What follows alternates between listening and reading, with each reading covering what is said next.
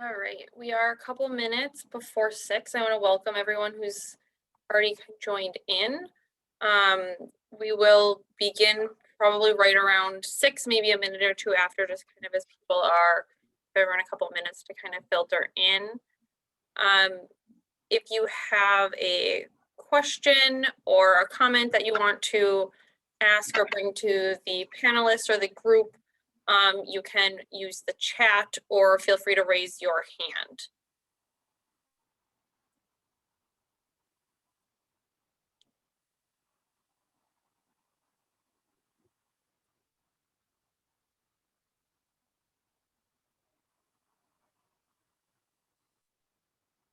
I noticed you had your hand raised. Someone, is there a question before we start? Can you hear us now? Yep. Okay. I couldn't see my picture on there. Is there a video working? The video is working just because of the size of the group. Only the panelists have video. Perfect. Yep, so the panelists will have a video, and then as we get in, there'll be a PowerPoint that they'll be using. Is my hair okay? Yeah. All right. Good question.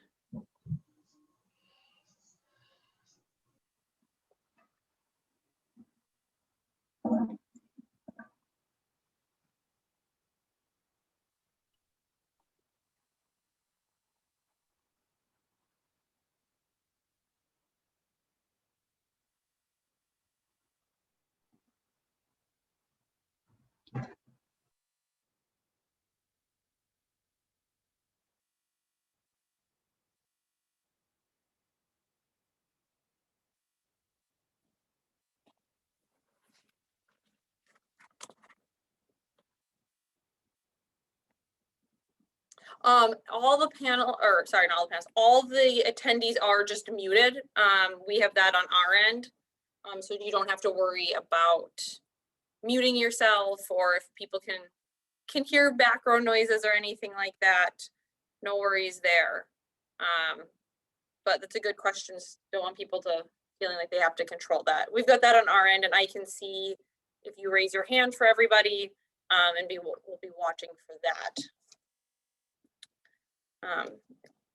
It's just a minute after 6, but we can kind of start with some basic introductions. I want to welcome everyone to our second night of our four-part little mini series that we're having for parenting. Tonight we have 3 of our providers who are going to be facilitating, kind of leading the evening and kind of the discussion. I'll kind of let them introduce themselves.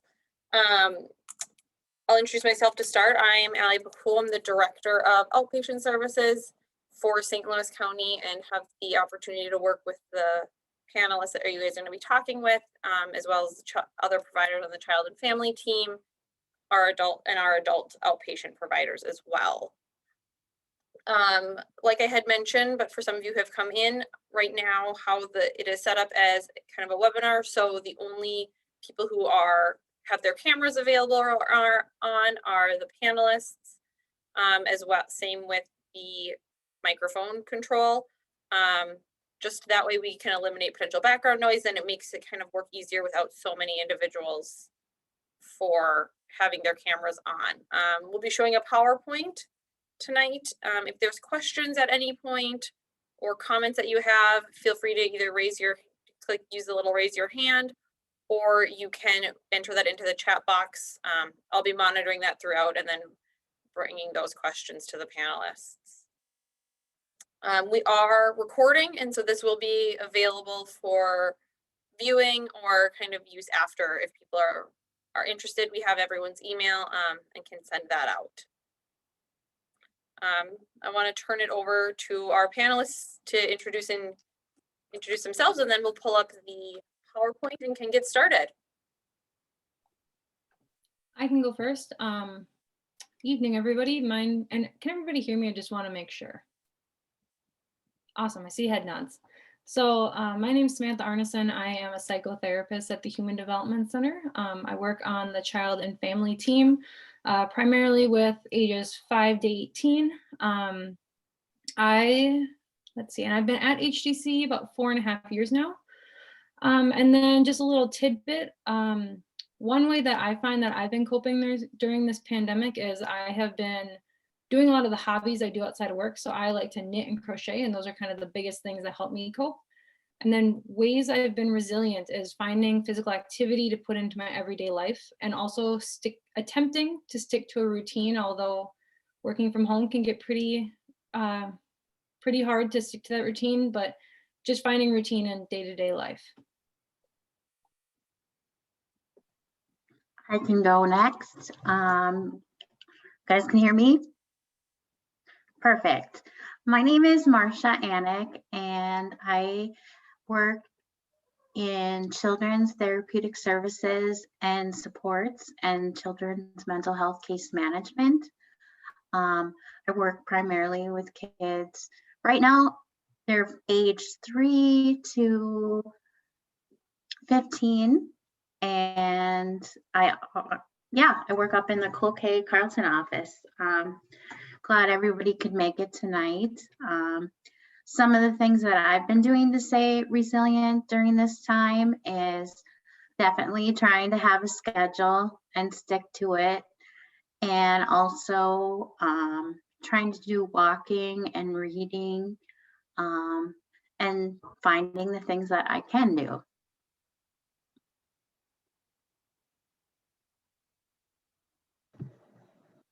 I'll go next. Can you guys hear me okay? Hi, I'm Jessica. I'm an intern for the Human Development Center. I am a master's level social work student. And some things I have been doing to stay resilient is I also try and stick to a schedule. I keep a planner, and then I also try and create that work-life balance where I leave my work or my internship to the side and then take time for myself.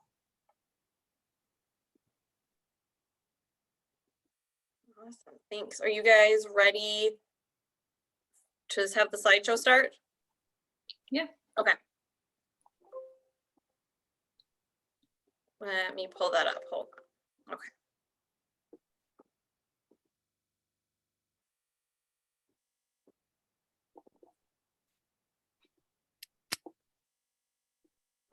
All right. Is it showing? Yep. Awesome. All right, so I'll just move down. So let me know when you're ready to go down to the next one. Perfect. So yeah, welcome everybody. This is our second presentation out of the 4-part series, like Allie was saying. And this month's, theme is talking about resiliency and how to cope during this pandemic. Definitely something I don't think anybody thought they would have to do so quickly in their lifetime. So we're ready to move on, Allie. I don't know how I should signal you, so I'll just say that. Yeah, it works. It's not letting.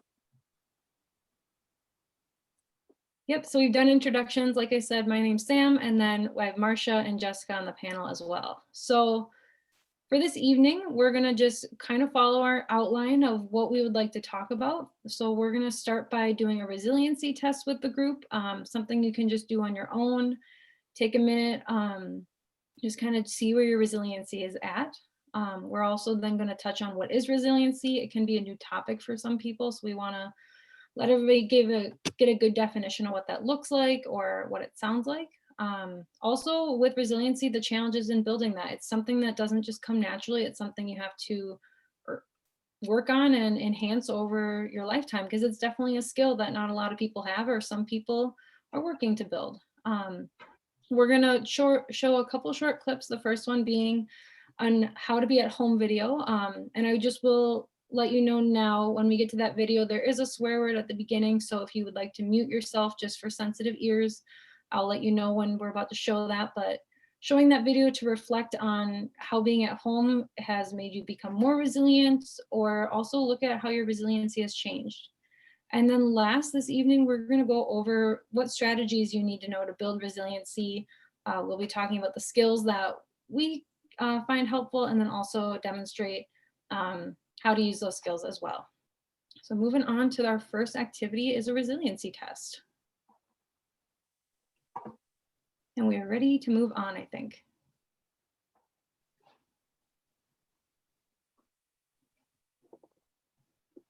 So the resiliency test, Marcia and I are going to be conducting this.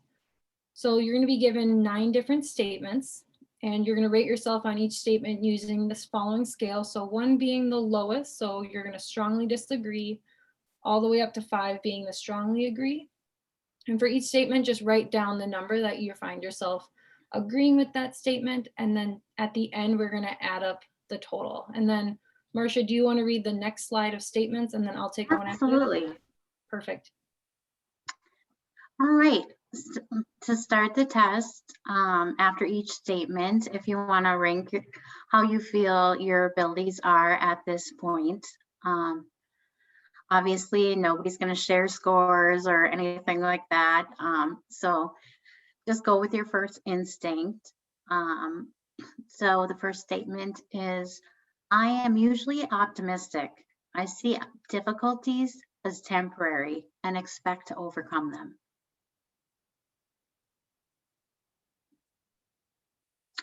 And the second statement is, I'll try to pause in between each of them. My pauses are too fast or too slow, please let me know. The second statement is, feelings of anger, loss, and discouragement do last long.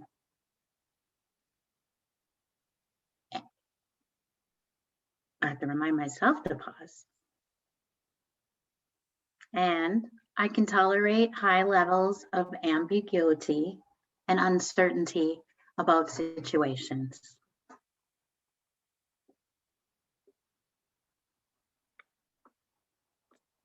Marcia, do you want to just maybe go over the scoring again? If not, I can scroll back if that would be better. Absolutely. So starting at 1, that would be a high level of disagreeing.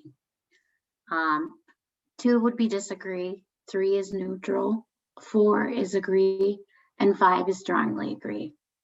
So if you want to think more with disagreeing, you're closer to 1, more with agreeing or strongly agreeing, that would be 5.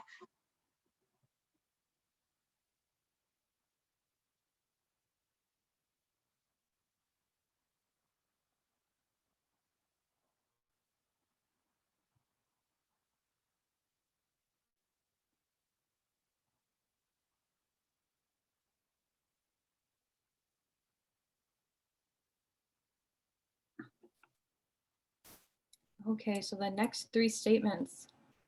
I adapt quickly to new developments. I am curious. I ask questions.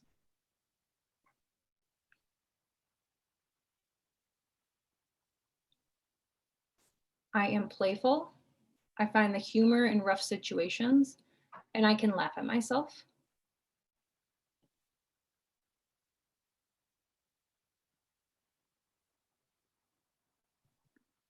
And the last statement on this slide, I learn valuable lessons from my experiences and from the experiences of others.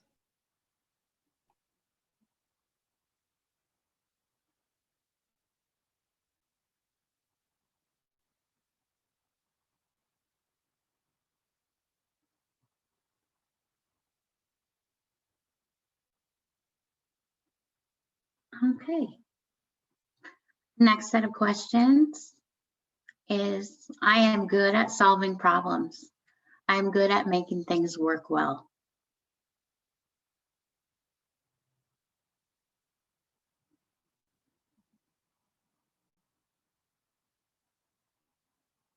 I am strong and durable. I hold up well during tough times.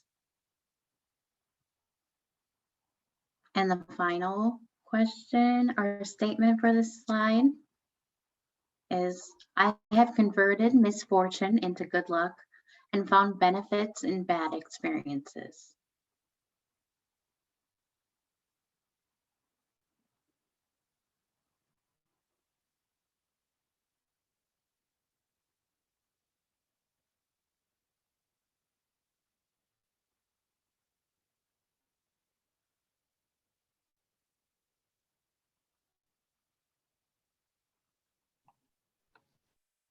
So once you've scored yourself on each individual statements, if you want to take a minute and add up your total, you shouldn't have over 40 if I remember correctly. So your score shouldn't be over the number 40.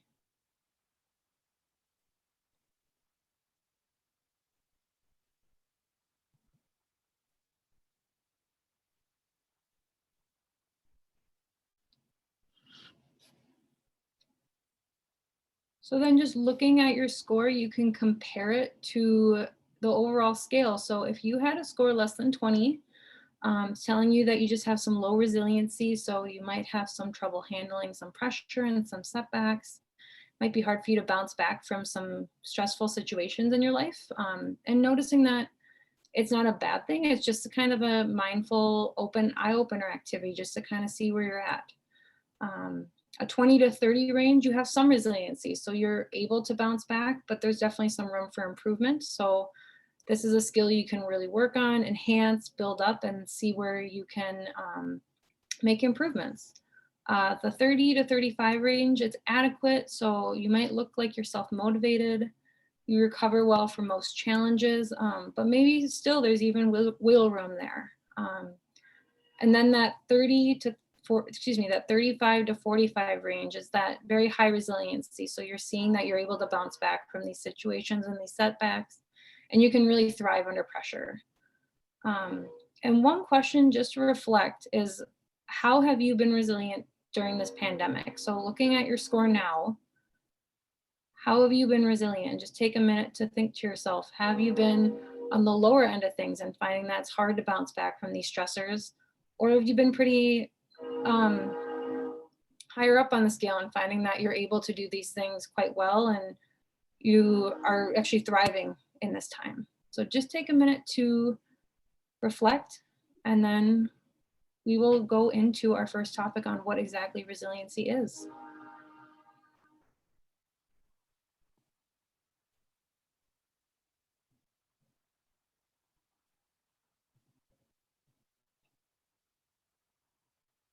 And I think if you're thinking to yourself right now, I could have scored differently at so many points during the pandemic. That's obviously, I think we can all agree that we've probably been there from time to time. Mm-hmm. Absolutely. Like, I feel like if we would have taken this test maybe back in March, it would have reflected a lot differently, but we're almost coming up on March again, and it's been a year, and resiliency changes, and it can change with how the year goes, how the month goes, even how the day goes. Like, it all depends.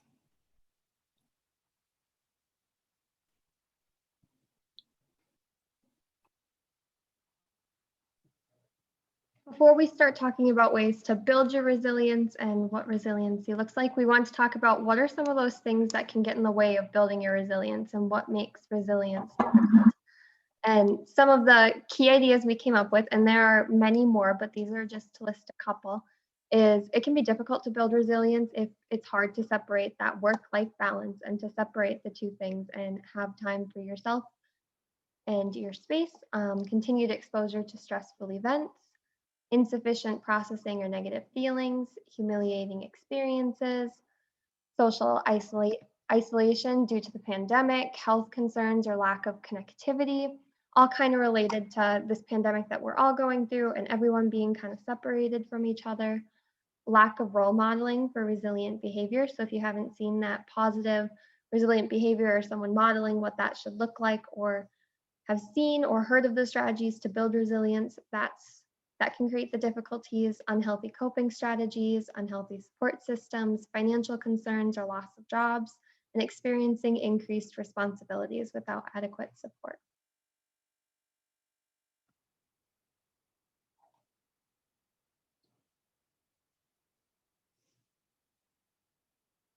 So just want to give that warning. We are going to show this short video.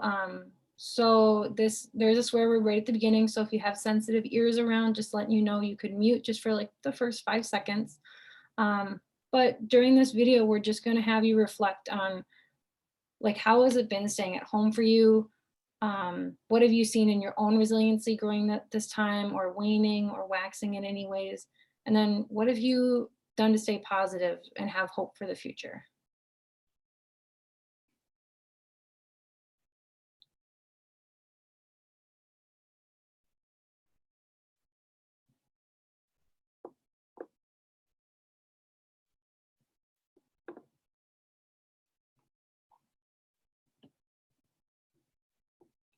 Oh, it's not working on my end. I don't know if it's working for other people.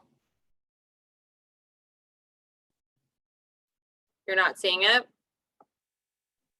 Hold Not on. on my end, at least.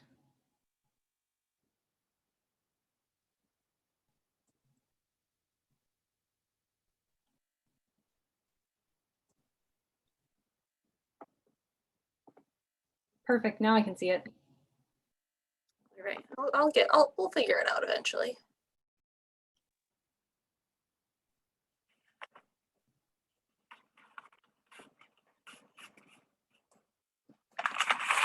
If you are, at first, really fucking anxious, just wait. It'll get worse. And then you'll get the hang of it. Maybe. Start with the reasonable feelings, discomfort, lack of focus, the sadness of alone. You can try to do yoga. You can shut off the radio when it gets to you. You can message your family or your friends or your colleagues. You're not supposed to leave your home anyway, so it's safe for you. There's also the gym. You can't go there, but you could pretend to. You can get bendy by yourself in your bedroom. And there's public transportation. Probably best to avoid it. But there's prayer and meditation. Yes, always employ it. If you have pains in your chest because your anxiety won't rest, take a moment, take a breath. Start simple. Things you can handle based on your interests, your issues, and your triggers, and your inner logistics. I miss lunch counters so much I've been eating sandwiches and pickles while hanging unabashedly with my phone. When you are tired again of still being alone, make yourself a dinner, but don't invite anybody over. Put something green in it or maybe orange. Chips are fine sometimes, but they won't keep you charged. Feed your heart. If people are your nourishment, I get you. Feel the feelings that undo you while you have to keep apart. Watch a movie in the dark and pretend someone is with you. Watch all of the credits because you have time and not much else to do. Or watch all of the credits to remember how many people come together just to tell a story, just to make a picture move. And then set yourself up dancing. Like it's a club where everybody knows you, and they're all gonna hold you all night long. They're gonna dance around you and with you and on their own. It's your favorite song with the hardest bass and the cathartic drums. Your heart pumps hard. You belong. You put your hands up to feel. With the come down comes the weeping. Those downward eyes and feelings. Truth is, you can't go dancing. Not right now. Not at any club or party in any town. And the heartbreak of this astounds you. It joins old aches way down, and you can visit them, but please don't stay there. Go outside if you're able. Breathe air. There are trees for hugging. Don't be embarrassed. It's your friend. It's your mother. It's your new crush. Lay your cheek against the bark. It's a living thing to touch. Sadly, leave all benches empty. Appreciate the kindness in the distance of strangers. As you pine for company and wave at your neighbors, savor the depths of your conversations, the layers uncovered in this strange space and time. Society is afraid of change, and no one wants to die. Not now from a tiny virus, not later from the world on fire. But death is a truth we all hate to know. We all get to live, and then we all have to go. In the meantime, we're surrounded. We're alone. Each a thread woven in the fabric, unraveling in moments, though. Each a solo entity spinning on its axis, forgetting that the galaxy includes us all. Here in our fall, from grace, from each other, from God, whatever, doesn't matter. The disaster is that we believe we're separate. We're not. As evidenced by viruses taking down societies, as proven by the loneliness inherent in no gathering, as palpable as the vacancy in the space of one person hugging.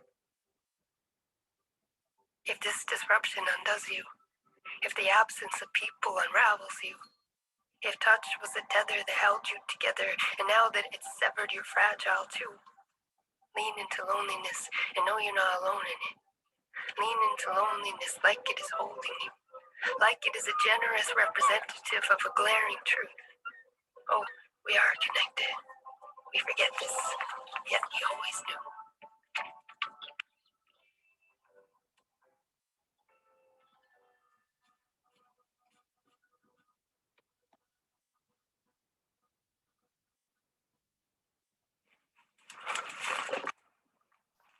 So a coworker actually shared that with our team, oh, probably a couple months ago. And I think that video just does such a great job of recognizing like we've all been resilient and we've all had to bounce back through all this. And then it's always saying like we have to lean into loneliness, but we're also not alone in doing it. We're all building our resiliency independently while we're at our homes.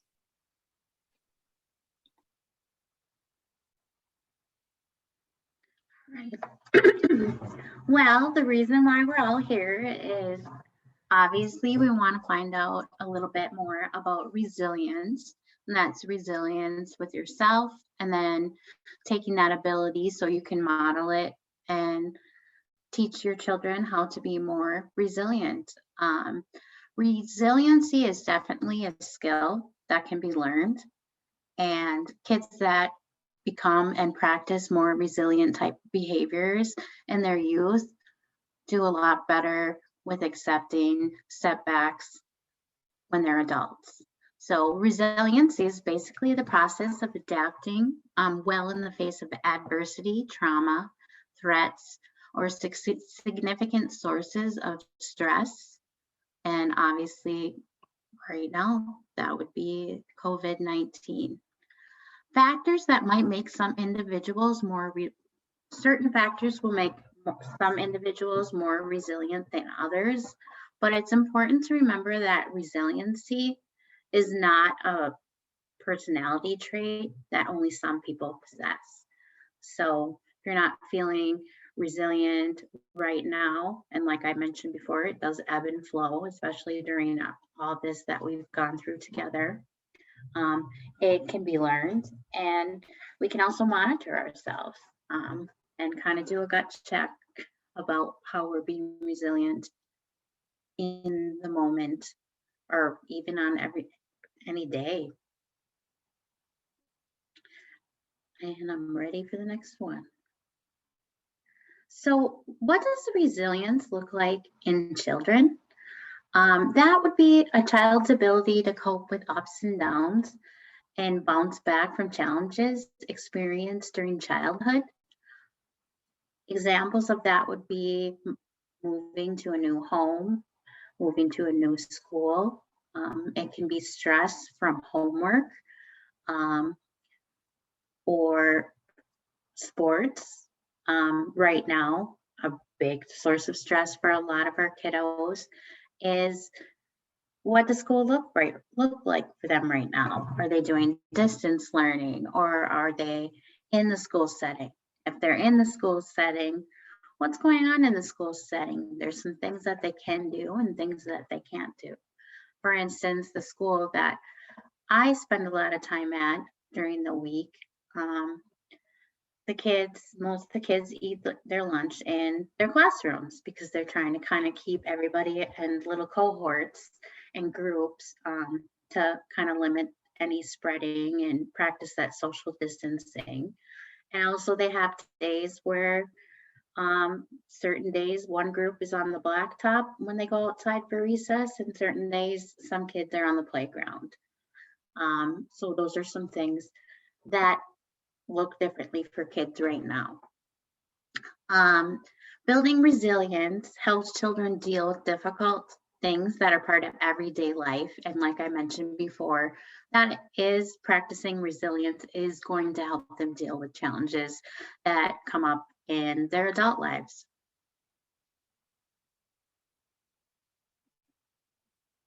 And what does adult resilience look like? Resilience in adults is number one, it's awareness of situations. Obviously, as adults, we're more in tune and more aware of things that are going on a lot of times than kiddos are. And obviously, there's times that we want to protect them from that. We're also aware of our own emotional reactions.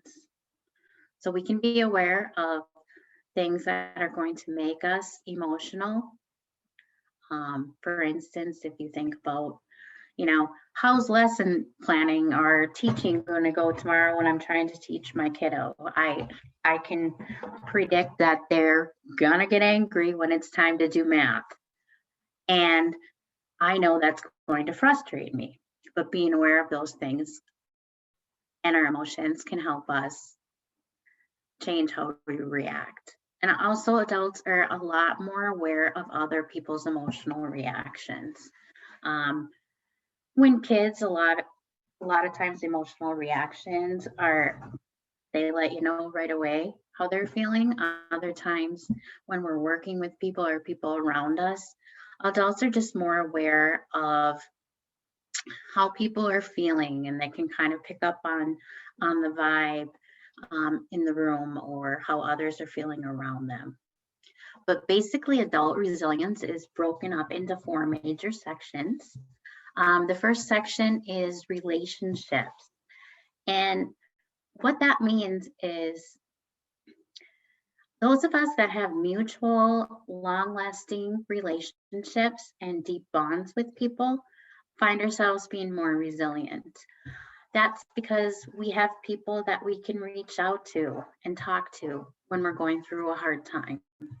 And also just knowing that we have the option to call a friend or a close family member, that is very important to us. So positive relationships are very important. Another thing is internal belief. Those are basically the feelings and the thoughts that we have about ourselves and how we put them into action. And sometimes, obviously, what's going on internally does define our actions. There's times where we feel unsure or we question ourselves, and that can definitely make things difficult for us. But there's other times when we try to think positively or be optimistic, and that can drive us to, act in a positive manner. There's also indicativeness, and that is basically the ability to make positive changes and act on them. So, a lot of us at times, we want to make that positive change, but we might be holding ourselves back by maybe some of our internal beliefs, our doubts. And finally, we have self-control.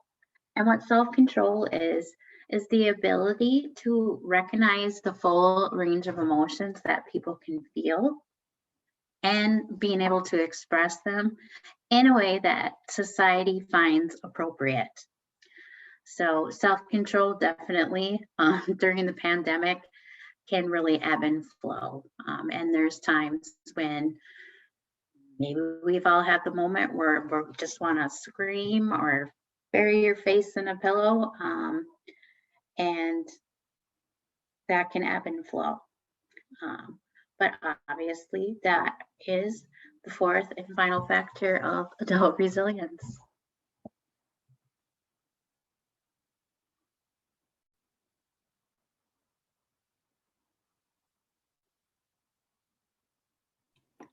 So what resiliency really needs is, there's a lot of things that it breaks down to, but we're looking at a couple main things that we can build our skills through.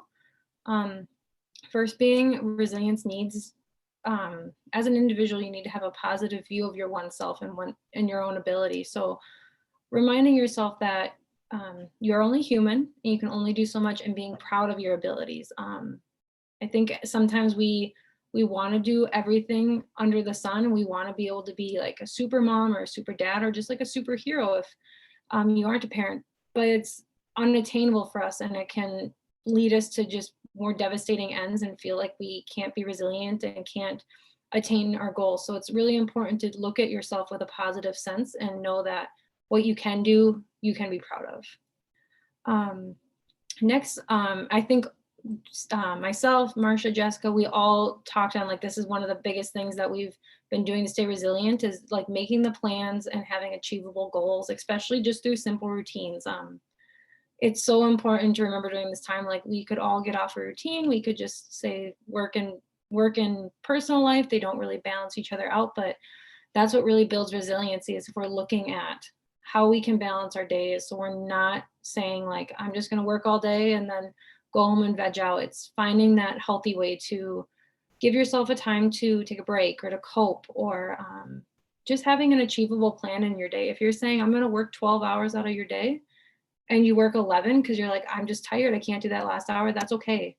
Because you're letting you know where that boundary is. Or just even saying, you know, today I can only do so much and I need to cut back because this is where I'm at. That's totally okay. So giving yourself that achievable plan and that achievable or that realistic ability just to stick with what you know you can do. Having internal locus of control. So this one gets a little bit more difficult because it's really an internal focus on yourself, and it's looking at if you have control over your life and your actions. One of the biggest things that comes to mind when I think about when I work with kids is if they have a strong locus of control and let's say they pass a test and they do a really good job. They're like, oh, I did such an awesome job on that. They're looking at like ways that they did so good.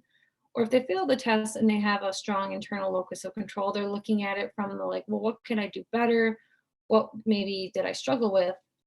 Versus an external locus of control. So we're looking at the blaming side of things, blaming like, oh, the teacher made me fail the test or the test was too hard. So being resilient is looking back in on yourself and saying, look at all that I can do, or if I've not met my achievable goal, what can I do to be better?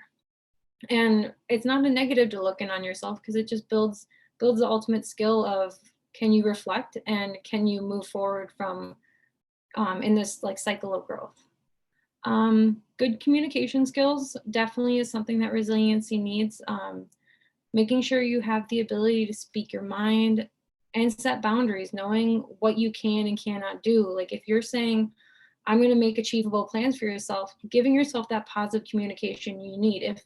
If you meet your goal for that day, giving yourself a pat on the back saying, hey, you did an awesome job.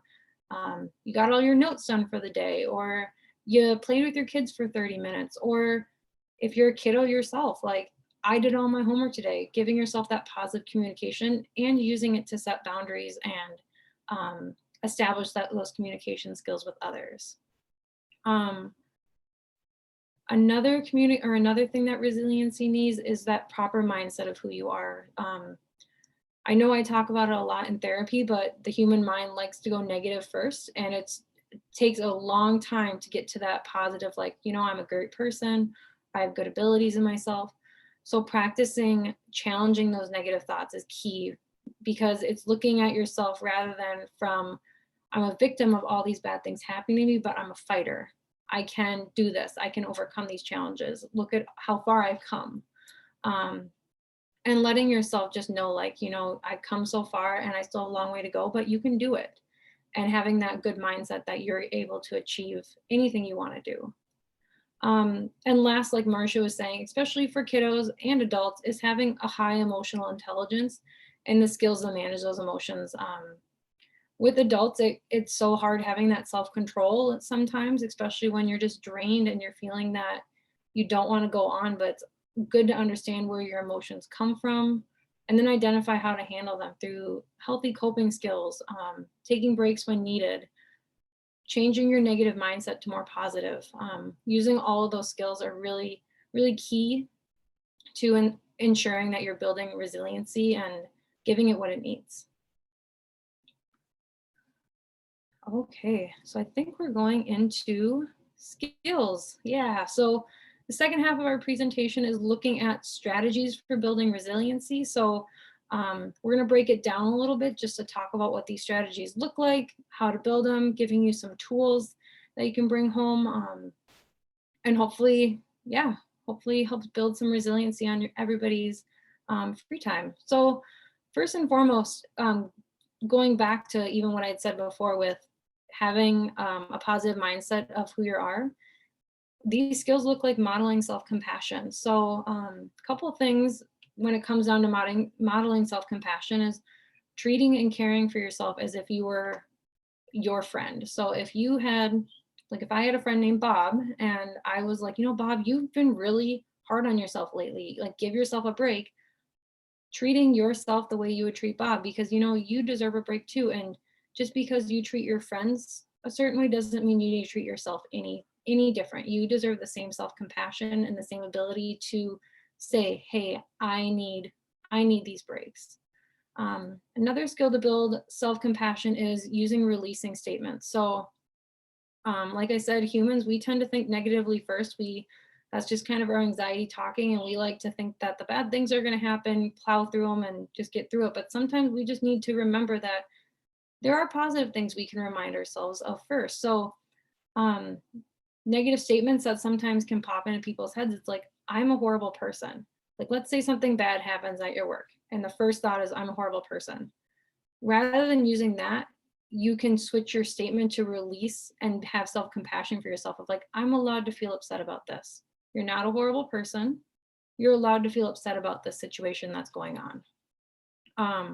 And that's definitely a hard skill to build, is knowing that you are allowed to release your emotions. You're allowed to validate them. You're allowed to have self-compassion for yourself and release what you're holding on to, so you're not putting so much negative pressure on yourself. Also accepting your shortcomings, not judging too quickly, identifying that it's okay to say like, I can only do so much today, and not giving yourself that negative statement of, well, I can only do so much, that must mean I'm lazy, I'm not good enough. No, it's recognizing that you're allowed to take a break and you're allowed to jump back in when you're ready. Practicing mindfulness, another huge skill here. I think when I hear mindfulness, I always think of like meditation, taking that time for yourself, which is very important, but also mindful in like your abilities of who you are, or how you've been treating yourself, or how you've been handling your day-to-day interactions. So being mindful of what it is that you're doing for the people around you, or even taking in, like, being mindful of like how you're coping with your emotions, or letting yourself cope with the stressors in your life. Other skills that go into self-compassion is just the letting go of the need for self-validation. So often we try to kind of get this validation from our workplaces or our relationships, or if you're a kiddo, like through testing and just wanting to say like, I am a wonderful person, look at this, I've done all this wonderful stuff. But letting go of that and just accepting you for who you are, and having the compassion for yourself and saying, I've done everything I can, I am enough. And lastly, one other big skill for self-compassion is reaching out to others. So often others have the answer that we need, and it's building that empathy with others and identifying when we need others, because when we reach out to others, it just builds our sense of self, it helps them, and it drives that empathy between us and the people around us.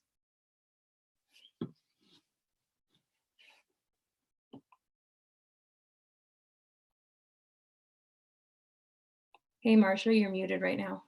I know it. Here I was like focusing on like, make sure you unmute yourself. All right. I guess I was excited. So the next thing we're going to talk about is ways that you can release emotions. And one of the biggest things that we've all learned during this is we really need to focus on what we can control versus what we cannot control, because there's definitely a lot of things that we cannot control. However, focusing on what we can control and doing those things, and we'll have a picture slide in a couple slides ahead of this that kind of explains it. But especially during this time, there's so many things we can control. Our social distancing and keeping ourselves safe. We can control whether it's safe to go anywhere. We can't control what other people are going to do. But focusing on what other people's doing, or focusing on trying to control what other people do, just really lead to a lot of frustration. And when that comes to kiddos, one thing that's really important is correcting behaviors and not correcting their emotions. So we want to separate the emotion from the behavior. I talk to my kids a lot, and we're always talking about different emotions, and depending on what ages they are, when we talk about anger or anger management, a lot of times I'll ask them the question, is it okay to be angry? And depending on what age they are, And depending if they're thinking about consequences, and maybe times where they've been angry and maybe not have made the best choices behaviorally. A lot of times I do have kids that'll say, oh, no, it's not okay to be angry. But actually being angry is fine, and having any emotion is okay. It's what you do with that emotion. So basically you want to focus on not necessarily what they do, well, focus on what they do for correcting behaviors, and not what they're feeling. So we do want to correct their behaviors, but not necessarily their emotions. And we also want to make sure when we're talking to our kids is that, yeah, it's okay to feel angry, but no, it's not okay to scream and to holler, throw things, or be aggressive. And another thing we want to do is think that obviously anger is the feeling, hitting is the behavior. And another thing is we want to avoid reinforcing outbursts. And when I'm talking about outbursts, I'm talking about the negative behaviors, the screaming or the tantruming, things like that. Sometimes what we need to do is, as long as they're being safe towards others and themselves, is you kind of, it's really hard not to, especially when everybody's cooped up in the same house for a long period of time. But if you can ignore those acting out behaviors and then point out the positive behaviors. So maybe being in your room and screaming and throwing things is something that a parent can ignore. But once you hear them start to kind of calm down and slow down a little bit, maybe lay down on their bed, grabbing a fidget or doing a quiet activity, those are the times you want to take and you want to like point out like, oh, I can see that you're starting to calm down and you're relaxing and you're laying on your bed. Another thing is for older children, they might calm down, and when they come out and they say, hey, I'm ready to talk now. That's a good time to be, yeah, I can tell you're ready to talk. I like that you have a calm voice and you're talking in a quiet volume. I would love to talk to you. So some of the things we want to do to help kids get through those emotions is work on developing their coping skills. And I think a couple examples of that would be is teaching kids to initiate their own self timeout. Now, as parents, obviously you're going to put your kids on breaks or timeouts as need be. But eventually a really nice skill to develop is taking time to initiate your own self timeout. Or when I used to work in another place, we called it taking a self. So obviously the more kids practice to doing that skill and the more times you encourage them to practice taking that skill, like, do you think now would be a good time for you to take a self timeout? That would be really important. Obviously, as kids become more comfortable with taking self timeouts, that sometimes can turn into other things. So you might have kids be like, oh, it's time to take the garbage out. And they'll be like, oh, I need a self timeout. And that's kind of when you can be like, okay, how about you take that self timeout after you bring the garbage out? Of course, there are times if there's, some serious traumatic things happening that maybe they'll take a little bit longer for a self timeout. And obviously, as a parent, you can decide that. But I definitely do have kids that after a while, they kind of, I'm going to take a self timeout. And then you find that they're not using a coping skill to calm down. They're playing their video games or things like that. So when you're teaching that process of taking that self time out, it's really important to obviously give them some time and obviously not do the problem solving and that discussion until they are calm. And obviously not let them kind of like milk it out till the next day.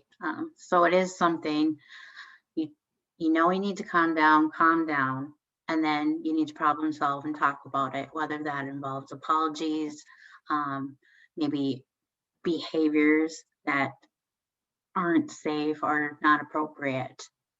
Some other things you can do is you can create a calm down kit.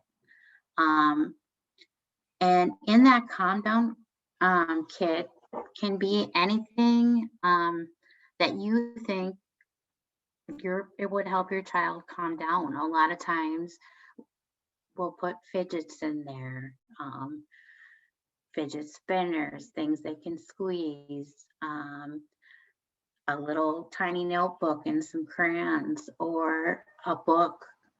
Some kids need to do things with their hands. So even if they're just tearing up sheets of paper, it doesn't have to be a huge fancy thing. You can find a shoebox, give them some stickers, they can decorate it, and you can kind of slowly put some things in there.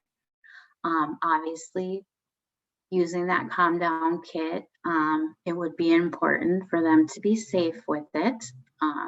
So, if they're wanting to throw calm down kits or throw items, then they're not ready to use that calm down kit. It can be a really positive thing and something that kids can learn to initiate themselves. And another thing you can do as a family is share your highs and lows of each day. I think that's really important. And I know I do that a lot with my kids when I'm working with them, and I know clinicians do that as well. And a lot of times I have kids that, I'm happy because this happened and this happened and this happened. And they might say, I really don't have a low. And that can be okay. However, when kids are sharing highs and lows and they just can't think of a high for that day, really trying to encourage them and also encouraging yourself to find that one moment. And it doesn't have to be like, there were the most amazing fireworks in the world. It could be like, so-and-so smiled at me, or, hey, guess what? It was pizza day at school. Just those little moments. And for yourself, even in your head, trying to find that one moment. And sometimes it can be really difficult, but if you look, it's there. It could be a commercial that made you laugh. And you can have them be personalized things, or you can take turns having people try, highs and lows. Like, I really liked it when you helped me with my homework today, Mom. Or my low of the day was, I felt a little bit sad when you kicked that ball away from me outside. And obviously those probably are a little bit less often, just because you don't want to start any arguments or anything like that. So I encourage you to find that high and low of each day and have people share and be present in the moment when people are sharing and acknowledge that. And I think sometimes just sharing it, putting it out there, and then just kind of letting it go and acknowledging it is very, very empowering.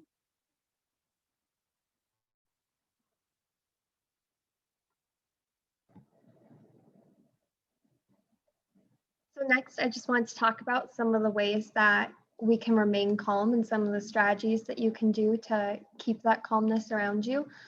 One of the most prominent ways, and probably the one you hear most is to just take a deep breath, and that can be just stopping where you're at and breathing in through your nose and out through your mouth and taking that deep breath. It can be stepping away and going outside. I mean, it's Minnesota. Maybe you don't want to go outside right now to take that deep breath, but maybe in the summer or spring you do.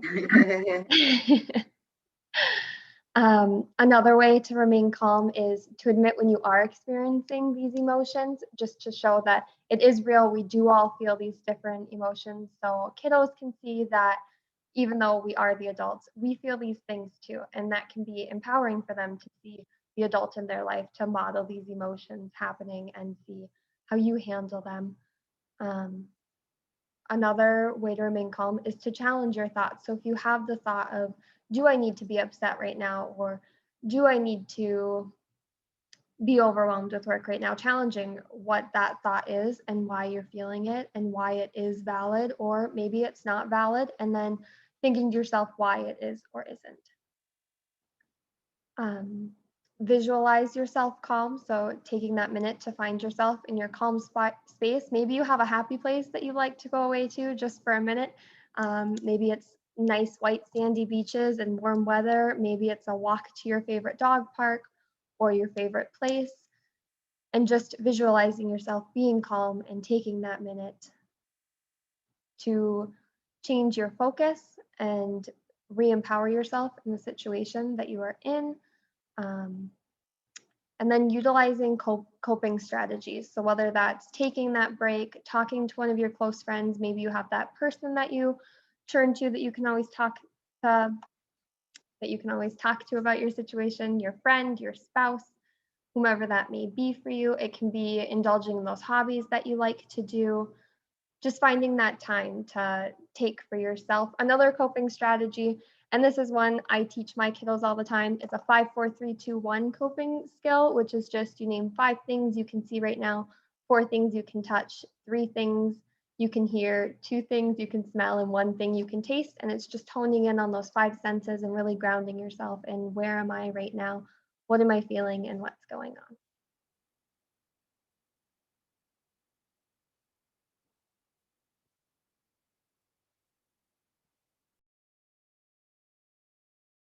Great.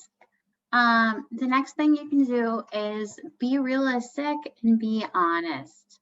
So we kind of talked about how it's important to kind of have a structure for the day. And really what's really important is to make sure that it's doable within your day.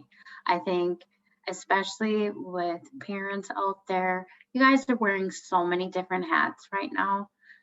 Some of you, you're the parent hat. Some of you are wearing the teacher hat. Some of you have your job hat. You found yourself, now you're the entertainer hat. So sometimes you try to pack a lot of things into a day. Sometimes it's doable, sometimes it's not. And I think one of the most important things you can do is halfway through the day, maybe even 20 minutes into the day, I think some of you realize that, maybe this isn't going to work. Maybe we're not going to get to this point during the day. And that's okay. Like I said, some days are great days, they're banner days, everything works out. Other days, not so much. I think it's really important that if you're deciding during the day that maybe you're not going to get to a certain activity that your child might enjoy at the end of the day, it's okay to be honest and to, say out loud, hey, here's the thing, if you're not going to get your schoolwork done and I can't get my work done and we can't get dinner cooked and on the table at a decent time, I might not have time tonight to color your hair, or we might not be able to make it to the park right away. And I think the more you do those kind of like pre-warnings is nice, because obviously kids like predictability. So if you try to get those warnings, if you're feeling like things are changing and it's not going to happen, it's okay to do that. Another thing is to establish realistic goals and reward yourself when you meet those goals. And so basically setting, you know, I am definitely gonna wake up today and I'm gonna like at least put on a nice shirt and a pair of pants, or that's pretty realistic. If you're thinking, oh, I'm gonna finish, he's gonna finish all his homework, she's gonna finish all her homework, stuff like that, you know, sometimes that's easier said than done. And rewarding yourself when you meet those can be as simple as saying, hey, awesome, I rocked that, I did a good job. And it's okay for those little battles. You made it through the workday, you made it through your paperwork, you got to the grocery store and home 15 minutes early. That's awesome. Another thing you can do is be honest and accurate.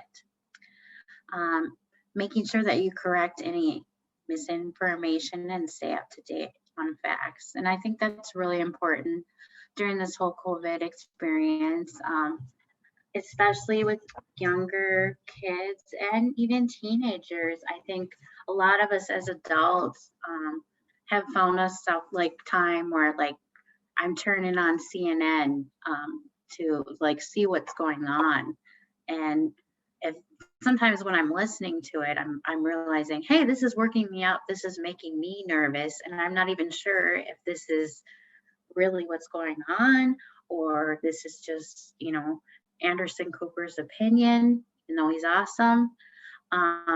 So if you don't have the answers, you can always tell kids, hey, I'm not sure if this is true or not. Let me check up on it. And when you do check up on it, obviously, you know, making sure that you're going to like an accurate site like the CDC, or, you know, not, you know, to somebody's Facebook or something like that. And also making sure you're staying up to date on facts. And the next thing you need to do is you need to find that balance between optimism and realism. So I like to think of it as optimism and pessimism. Basically, they operate on a continuum. So we have optimism over here, and we have pessimism over here. And they say that realism falls right in the middle of that. So again, it's important to be cautiously hopeful. And one of the ways you can be cautiously hopeful is, and I think we've all done a lot of that this year, you know, you want to be able to say, hey, I know you didn't get to play sports last summer. I think you're going to be able to play. I really hope that you can play this summer. Or I think some people had conversations, you know, I don't know when we're going to go back to school, but when it's safe, we're going to go back to school and it's going to be great. And also, you know, looking to the future, you know, you might have some of your kids, you know, we had to cancel our, you know, special event last year. You know, I really hope we can do that this year. It's looking like we might have a chance to do that. We're just going to have to wait and see. And finally, it's really important to demonstrate empathy. And how you demonstrate empathy is what you want to do is you want to make sure that you're recognizing that there is value to having feelings, and it's valuable to discuss feelings that people are having and to have those discussions. So when, you know, your kids are upset, you know, I'm sorry that your trip got canceled. You know, I get really upset and frustrated when things don't work out for me too. And also just pointing things out when you see moments that your kids are showing empathy. You know, for instance, wow, that was really nice that you know, picked up that pacifier and, rinsed it off and, gave it to your sister. And she really liked that. And look at how happy she is right now. And I think modeling that is really important for kids and for adults.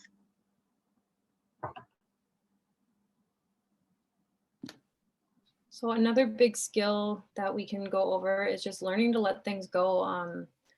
And I think when we think about letting things go, I guess I always think about like if you're juggling so many hats, like Marcia had said, like you're the teacher and then you're the parent and you're the entertainer and maybe you're the life coach for your friend, or maybe you're a husband or wife who's trying to build that relationship. And those are a lot of hats to juggle and a lot of things to keep in mind. But even identifying like in those moments when you are playing those multiple roles, it's like, are you holding on to negative emotions that you can let go? Like, what are the things that are bringing you down that are just so hard to hold on to anymore? Or are you holding on to helpful thoughts or unhelpful thoughts? Oftentimes in therapy, I'd like to talk about something called the cognitive triangle. So we talk about how if you have a triangle, you have 3 points, and the top point or 1 point is thoughts, 1 point is feelings, and 1 point is behaviors. And oftentimes when we find a negative point on the triangle, it just takes over the rest of our triangle. So if you're having a negative thought, you're going to change your feeling to become more negative. Your behavior is going to be more negative. And recognizing like, oh, this is taken over in my triangle. Is this okay for me to let go? And oftentimes it is, so then we can have a more healthy mindset and change the way we're thinking. Because when we hold on to those negative thoughts and feelings, it just brings us down, and it's not a good place to be in. Letting control also is looking at like, what can I relinquish control of, and really going on the seeking your supports through this. Like, can you relinquish control of making sure that if you have a teenager, can they get all their homework done? Like, can you trust that they can do these things? Or relinquishing the control to the school, like relying on the school to say like, hey, I really need help with this right now. And knowing like, I can't be the teacher for this because I just don't know how to do 9th grade algebra or 10th grade geometry. Letting you know that it's okay to not take control over those and let other people take those off your plate, so you're not feeling so overwhelmed and not being able to bounce back. The next slide has just a beautiful picture that we have had up at HDC for the longest time, and I know I've seen this on various social media sites, but I think it just does such a great job of talking about like what is in your control and what you cannot control. And Marcia, I know, had talked about this too, of like, you can control your positive attitude. You can control whether or not you follow CDC recommendations. You can control your own social distancing during this time. But then you can also control what you bring into your life. Going back to that self-compassion and that mindfulness, like, are you bringing in negative news sources? Are you bringing in negative energy and limiting that when you feel like it's too much? And are you controlling that time? Other things you control is finding fun things to do at home, whether through that calm down box or coping skills or hobbies. If we had nicer weather, like finding the control to go outside, go sledding with your kids, or just go outside and go on a nice winter walk or a nice winter hike. And then letting go of control the things you really can't control. We can't control the amount of toilet paper that's at the supermarket, but knowing like, hey, it's going to be okay in the end. We obviously don't know how long this is going to last, and letting go of the fear that goes with it and just trusting that things are going to be okay, which is a hard thing to really grasp and say like, I don't have all the information, but staying up to date, like Marcia said, watching the news when you can, turning it off in those times where maybe it's overwhelming, and letting go of the fact that like, yep, we don't have the answer yet, but maybe it's coming. Not controlling, yeah, and then just not letting yourself take control of the other things. Like, we're not going to predict what's going to happen with COVID. We're not going to predict other people's motives. We're not going to control other people and what they're doing. Just letting yourself know, like, I can control what's in my bubble, and then everything else just needs to go away. So then you feel like you're resilient and you can keep moving through this.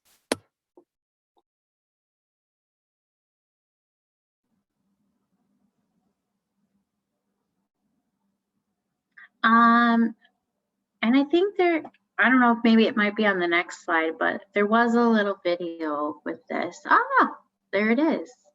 So that was fancy, those PowerPoint skills. So basically one of the things that I'm going to be doing actually tomorrow with my kids. So if any of your kids go to Barnum Elementary, they're going to be coming home with a gratitude jar. And I think a gratitude jar is a really fun thing to do. And so we'll just watch this little video. And it's just a short and sweet one too.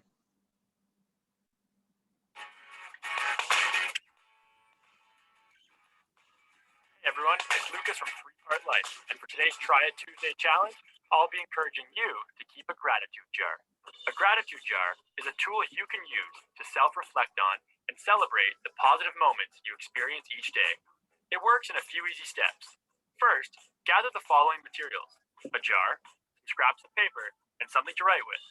Second, complete the following routine at least once per day. Reflect on the events of your day and try to identify at least one positive highlight you experienced. Or in other words, think of something you were grateful for that day. Maybe you got a great mark on a test, scored a goal in your soccer game, or helped a friend in need.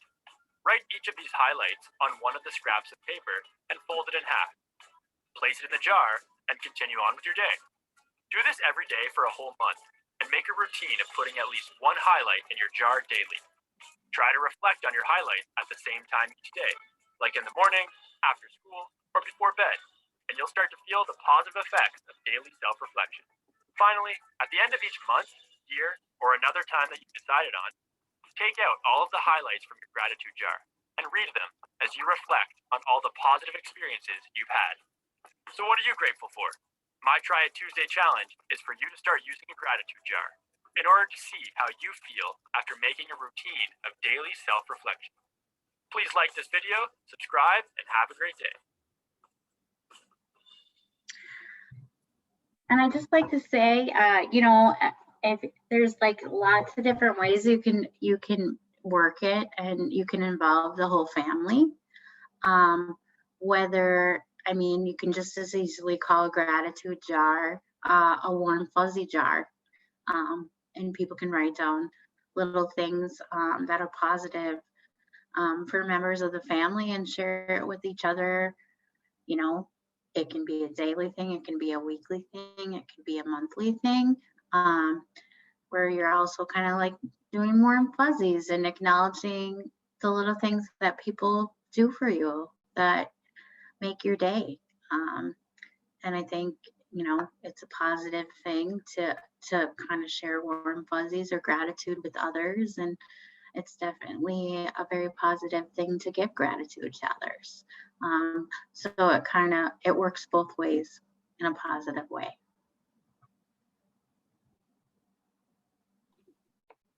One of the last skills we're going to go over today, or strategies, I should say, to build resiliency, is seeking connection.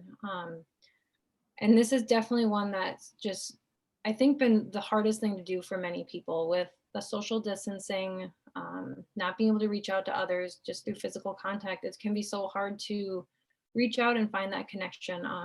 I definitely know that doing telehealth and doing phone conversations with people, it's definitely not the same. It doesn't give you the same level of connection, the same level of empathy, and you don't get the same you don't get the same level of togetherness with it. But it's so important right now just to seek connection in any ways you can. Some ways that you can seek connection in a safe manner is finding a support group. There's like weekly online support groups where people can go just kind of chat with one another, say like, hey, this is how my week's been going, or like, I've been struggling this week, and using those to really build with one another. You could even make your own support group with your friends. Just say like, hey, we're gonna have a weekly Wednesday night. We're coming together for an hour and we're just gonna talk and say like, this is how I'm honestly doing. I'm not fine. I'm really struggling, and that's okay. And seeking that connection with your friends, because it's building that empathy and looking at ways just to connect back with people that don't need to be so isolated and alone. there's a lot of social distance activities that I know are going on right now. One thing I remember they were doing at the beginning of COVID, where they were doing online concerts, and I think that's something they're going to start doing again. So looking at maybe seeking connection by saying like, hey, we're all going to go to this virtual concert and we're just going to enjoy ourselves over these virtual concerts. I know for me, one of the things that I like to do for social distance activities, I've joined a yarn club where we come together and we knit once a week on the night just to kind of make projects and get together. Kind of gives you that break from that pandemic mindset, but then it also gives you that connection, feeling like you can relate to people and you don't have to worry so much and take a break from day-to-day life. Also getting engaged in community activities. Right now, very, very bitterly cold outside, but looking at just other ways you can get outside, whether it's like a social distance hiking group. I know Spirit Mountain, I believe, is open. Looking at maybe doing Spirit Mountain or going on walks around your block, social distance, finding ways just to seek connection elsewhere. And ultimately, by seeking this connection, it's going to build that empathy and that connection with people, and hopefully build that resiliency that we all need to enhance during this pandemic.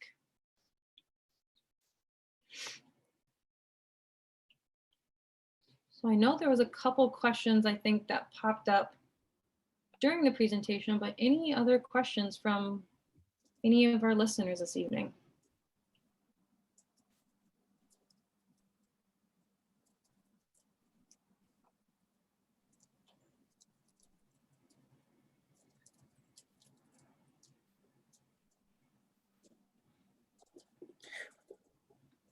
First question is, would we consider doing a webinar series like this for kids? I think that's definitely a good idea.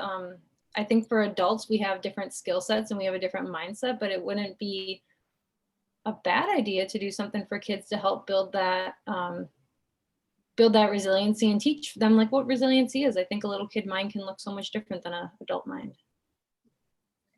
Yeah, definitely. And I think, a lot of kids, just coming together and kind of realizing that we're all feeling this, especially, kids that, like, some families are still choosing to do the distance learning and opting not to go back to school yet. So, I know all the kids, sometimes I do telehealth groups, which can be very interesting, but fun. And I think they just love that time together. Usually I have to give them 5 to 10 minutes just so they can smile at each other and get their sillies out. But that definitely would be something fun to do. And I think as an agency, those are things we absolutely, thoughts that people have as far as what they are needing right now. We're definitely interested in wanting to know about. And, the groups that Marcia is referencing are ones that she does with people who are identified as clients of ours, but having open options as things, we're always trying to find better ways to meet the needs of what the community is looking for. Mm-hmm.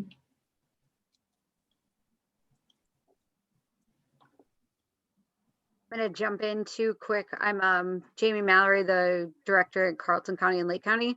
In Carleton County, we do have a program going on right now, Skills for Psychological Recovery, which is targeted to helping, it's for both adults and for kids that are struggling with the pandemic, and how to manage your symptoms and how to get help if you need it, and all those kinds of a lot of the stuff we talked about tonight.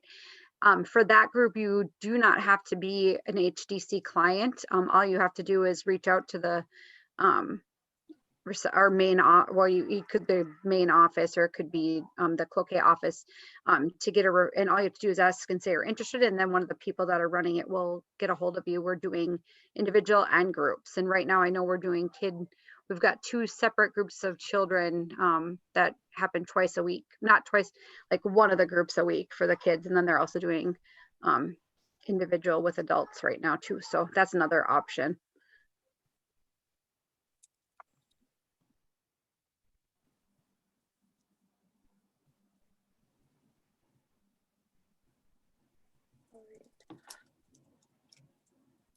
Give another minute and see if they have questions. If not, we'll be available, obviously, and if you have a question that you think of, you can definitely still answer that, but we'll just go through the last couple slides, which share kind of some information of regarding the providers, contact information, and then about upcoming events.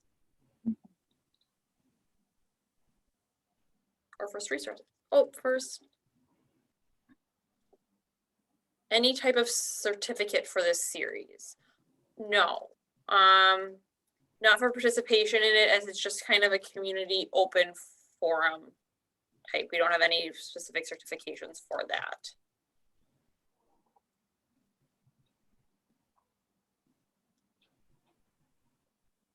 And then there's another one just that sounds good, and that their daughter really loved the Mo Williams YouTube videos that came out at the beginning of the pandemic.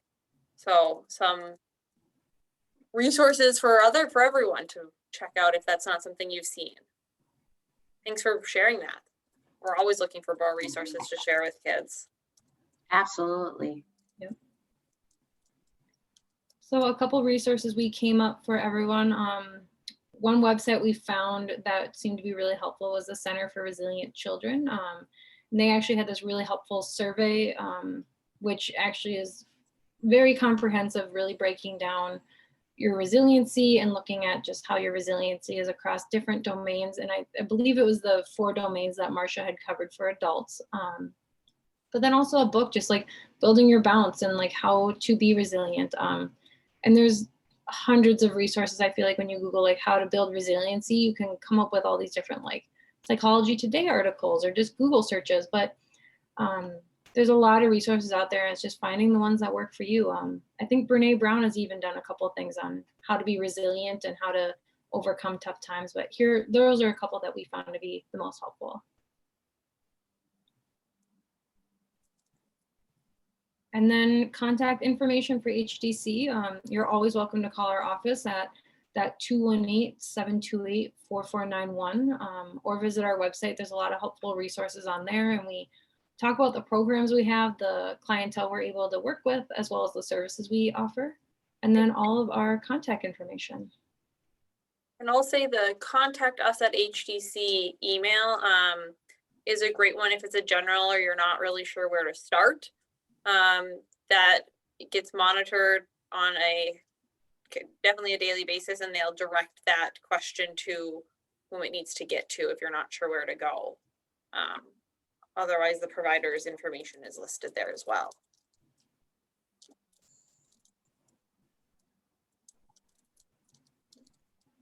This is for the third of our 4-part mini parenting series that we have. So if you'll see it's going to be about supporting a child through traumatic times. Obviously talking a lot about the current time that we're in and some of the impact that may have, but also just in general, talking about what it's like to maybe help your child who has gone through some form of traumatic event or situation. And so that will be a month from today on Tuesday, March 9th. From 6 to 7:30 again. There is the link again on our website to join through the Zoom for that. And then our 4th and final of our mini series will be prevention and warning signs. We will spend time talking about both prevention and warning signs when it comes to mental health and substance use. Our panel will be comprised of both clinicians and addiction counselors that we have at the Human Development Center. And then the information regarding today's slideshow and video recording is available. Yes, I believe there is information out there as far as the last month's webinar that we can also make accessible for everyone. Because that was one of the questions.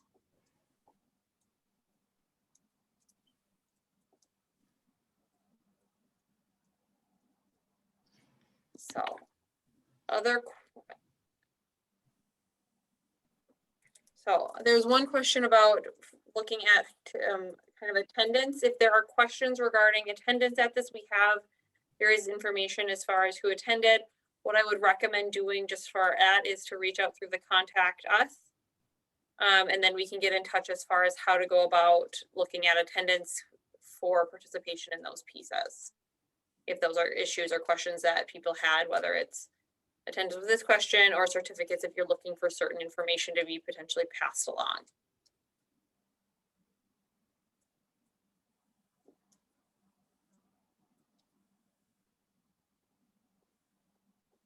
All right.